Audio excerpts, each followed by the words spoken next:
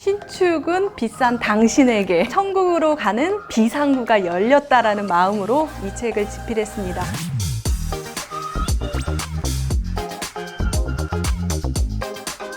안녕하세요. 복덕방 기자들 강신우 기자입니다. 오늘은 정지영 아이원 대표님과 함께 재건축, 재개발, 투자 비법에 대해서 한번 알아보도록 하겠습니다. 안녕하세요.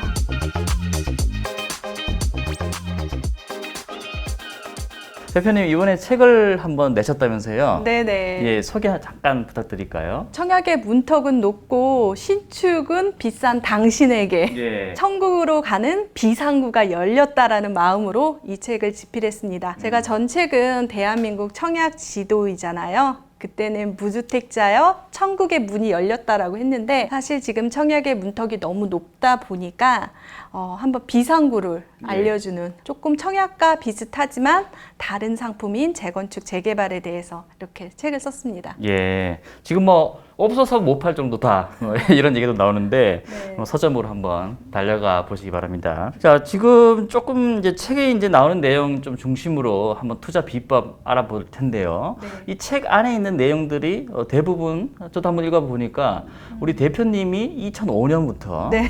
이렇게 재건축의 이제 시야를 넓혀서 이제 활동했던 네. 그러한 경험들을 녹인 것이죠. 네, 사실 청약의 엄마 아빠가 바로 재건축 재개발입니다. 그런데 제가 2005년 당시도 지금 시장하고 정말 똑같았죠.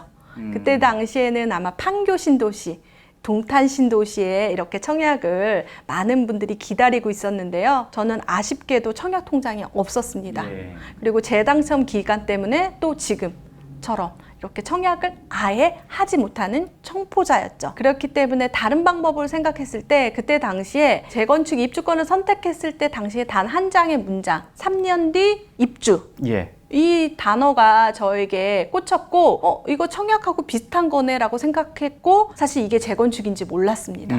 나중에 이제 제가 재건축 입주권을 산 줄 알았죠. 예. 그래서 책 안에 보면은 제가 2005년 당시에 숫자로 막 해놨던 그 종이가 있었어요. 예. 근데 진짜 이때까지 제가 그걸 갖고 있었던 건 제 첫 집이었기 때문에 보관하고 있었는데요. 그때 당시에 그 종이를 보면 숫자만 있고요. 그리고 제가 노란색으로 빨간색으로 표시를 해놨더라고요. 예. 봤더니 그게 내 돈이 들어가는 타이밍인 거죠. 우리가 일반적으로 청약 같은 경우에는 계약금을 내고 그리고 중도금, 대출을 내던지 그 다음에 이제 잔금으로 가는 구조이기 때문에 심플한 플로우를 가지고 있는데요. 재건축, 재개발은 좀 달랐습니다. 예. 하지만 저는 그냥 돈이 들어가는 타이밍만 생각했죠. 그래서 요즘에 신문을 보게 되면 뭐 조합 설립인가, 사업 시행인가, 관리 처분인가 이 단어들이 전혀 나타나지도 않았는데 재건축 입주권을 내 집 마련한 거죠. 그 방법을 알려주고 싶더라고요. 그러면은 이제 본격적으로 한번 이야기 한번 해볼까요? 새 아파트 가장 싸게 살 수 있는 방법 알려준다면서요? 네, 예. 새 아파트를 가장 저렴하게 구할 수 있는, 내 집 마련할 수 있는 방법은 청약입니다. 청약, 예. 네. 하지만 청약임에도 불구하고 청약이 가장 저렴하다라고 얘기하지만 사실 재건축, 재개발의 입주권은 그만큼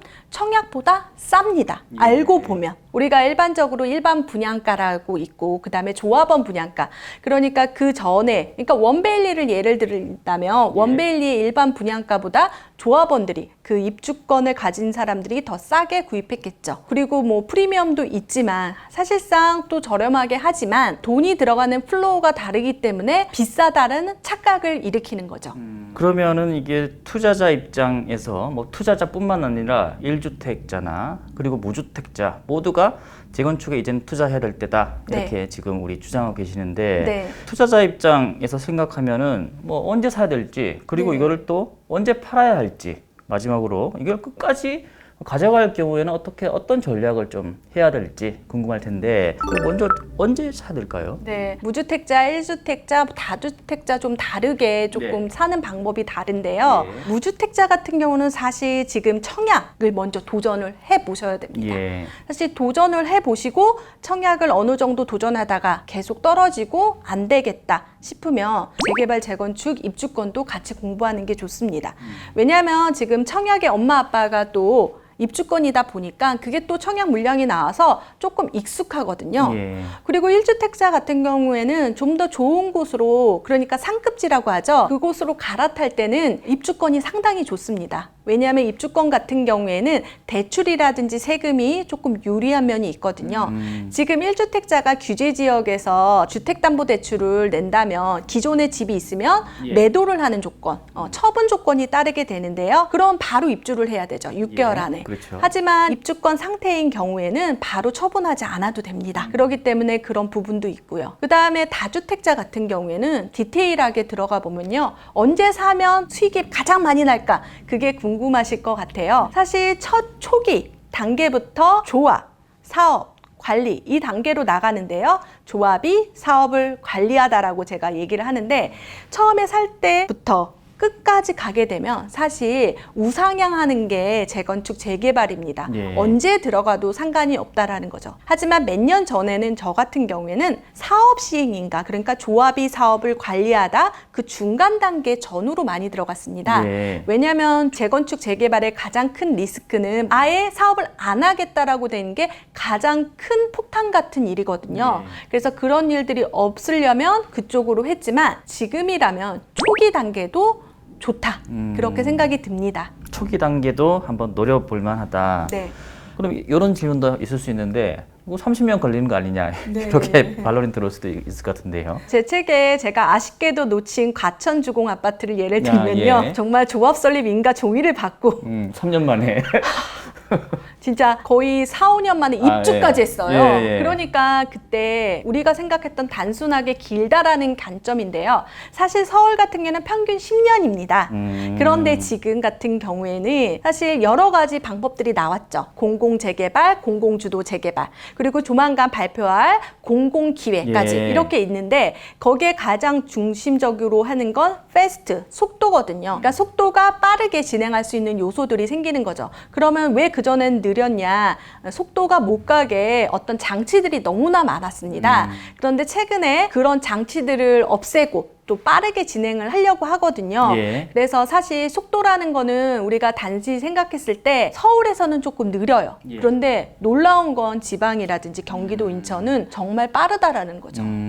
그래서 단순하게 생각했을 때 느릴 거라는 착각, 오해를 하지 말고 예. 속을 들여다봐야 된다는 겁니다. 네, 발품을 한 번 더 팔아봐라 이렇게 정리를 하겠습니다. 그러면은 이제 좀 구체적으로 이제 샀다면 언제 이제 팔아야 될까요? 팔아야 되는 시점이 되게 궁금하죠. 그래서 여기서 제가 이야기해주고 싶은 말은 끝까지 가져갈 생각을 하지 말아라. 근데 뭐야, 이거 사면은 새 아파트 입주한다라고 했잖아요. 그렇게 하는데 사실 저 같은 경우에는 입주를 위해서 했기 때문에 좀 더 끝까지 기다릴 수가 있었죠. 그렇기 때문에 그런 부분도 있는데 세금과 대출의 측면을 조금 고려를 해야 되고요. 그리고 제가 이 상품에 가장 중점적으로 봤을 때는 황금성이 뛰어나다는 거예요. 살 때는 조금 힘들지만 내가 팔 때는 쉽게 판다는 거죠. 예. 그게 무슨 얘기냐면 우리가 일반적인 아파트 같은 경우에는 세입자도 내보내야 하고 수리도 해야 되고 여러 가지 조건들이 까다롭지만 입주권, 재건축, 재개발은 프리미엄을 얹어서 파는 거기 때문에 내가 어느 정도 얹어서 시장에 내놔서 그것을 사주는 사람이 있다면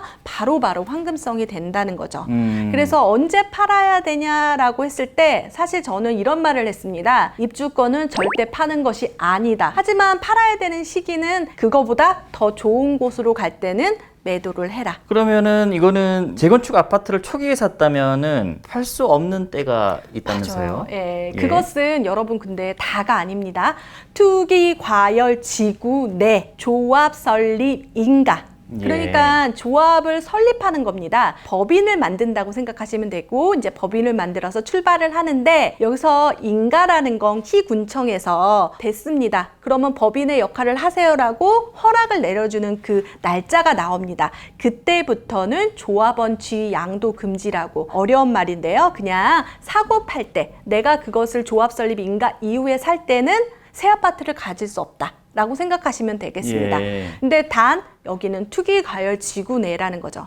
하지만 처음부터 끝까지 가 아니라 중간중간에 예외 조건도 있으니까 예. 생각해보면 우리가 잠실주공 5단지 같은 경우에는 지금 조합 설립 인가란 말이에요. 예. 그럼 당연히 사고 파는 게 안 되는데 지금 사고 팔아요. 예. 그것은 바로 예외 조건이 있기 때문이죠. 그러니까 시간이 너무 오래 걸릴 때 3년이 지나도 다음 단계로 넘어가지 못할 때는 예외 조건도 있다라는 거죠. 예. 뭐 다양한 예외 조건은 또 책에서 네, 책에 또 있습니다. 확인을 할 수가 있습니다. 그리고 마지막으로 끝까지 가져갈 경우에는 어떤 전략이 필요할지 뭐 간단하게 한번 짚어줄 수 있을까요? 끝까지 가져간다면 저는 재개발, 재건축에 입주권 투자했을 때는 단기 차익, 그 다음에 장기로 보는데 이것은 장기잖아요. 네. 장기 투자일 경우에는 제가 이 여러 가지 데이터를 봤을 때 오를 만한 곳이 3가지 조건이 있었다라고 결론을 냈거든요. 그 중에 하나는 교통망. 근데 교통망인데 기존에 있으면 더 좋고요. 그리고 미래의 교통망이 있으면 더 좋습니다. 예. 왜냐하면 교통망과 재건축, 재개발은 시간이 지나야지 개통을 하기 때문에 그렇죠. 그래서 미래의 교통망이 가장 중요하고요. 그다음에 두 번째로는 그냥 단지 한 구역만 빌라촌인데 단 한 구역만 되는 게 아니라 같이 되는 거 있잖아요. 예, 예. 그러면 서울에서는 뉴타운이라고 얘기하죠. 그런 곳이 가격이 많이 오르더라고요. 같이 되니까 지금 처음에 들어올 때는 별로 안 오르다가 그러니까 마포 레미안 프로지오 같은 경우에는 미분양도 나오고 많이 안 오르다가 옆에 신촌 그랑자이, 예. 프레스티지 하이 나오고 막 이러다 보니까 전체적으로 오르잖아요. 그런 효과가 있다라는 거죠. 세 번째로는 가장 중요한데요. 여러분들이 장기로 가지만 우리가 매일매일 출퇴근을 하기 때문에 서울에서의 3도심, 중구라든지 종로, 그 다음에 여의도, 그 다음에 강남을 빠르게 갈 수 있는 곳이라면 더더욱 좋겠죠.